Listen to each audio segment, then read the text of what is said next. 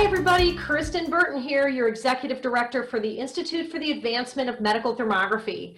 And with us today is Dr. Carol Chandler, a doctor of Oriental medicine who began her thermography journey 20 years ago with the intent of treating her patients for pain.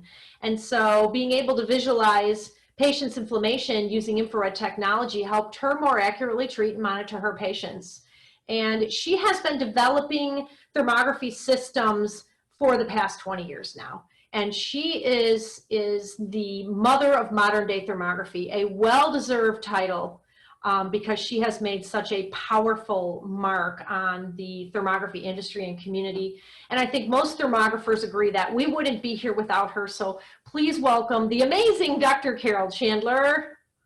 Hi, thank you, Kristin. You always give me such a nice introduction. We're so glad you're here. And you know, there's so many questions that we have about thermography, but I think just the most basic one, can you help people understand what thermography is and how it can function to help people with their health and wellness?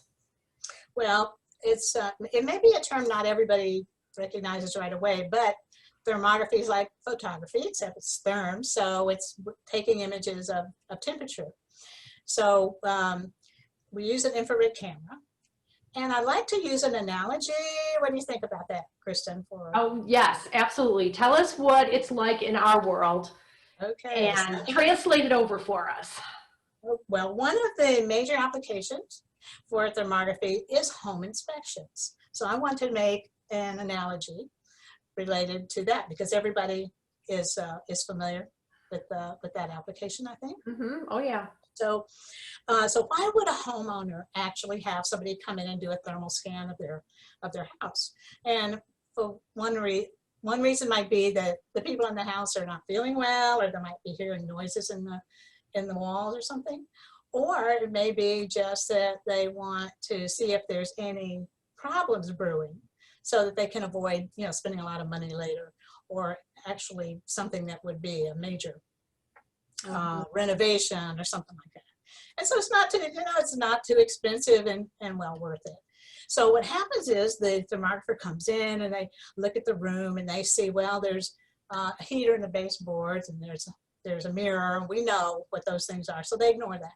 What they're looking for is something that is not normal, something that they recognize as a right, possibly something. So they'll say to the homeowner, well, this area over here looks like the kind of patterns we see with in mold.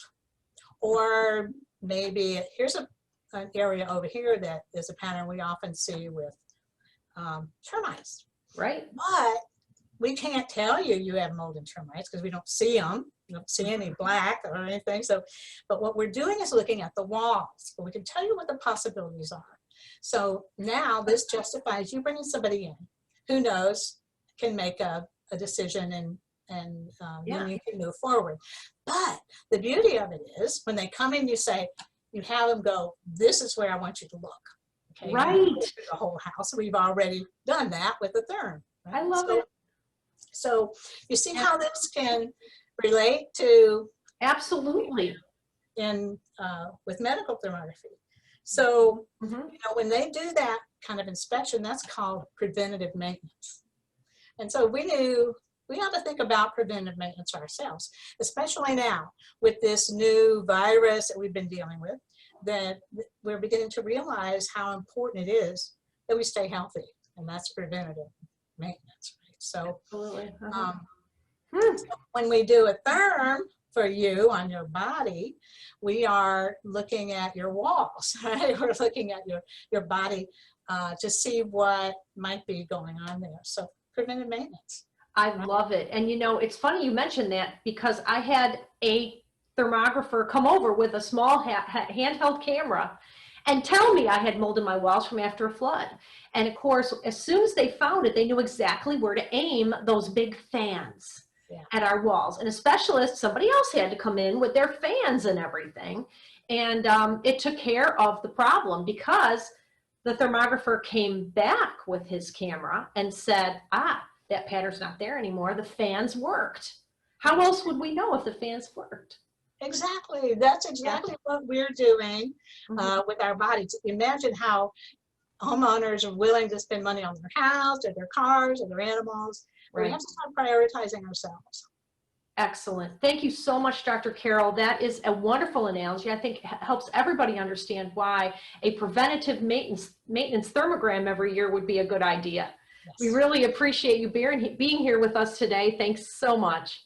Okay, thank you, Kristin.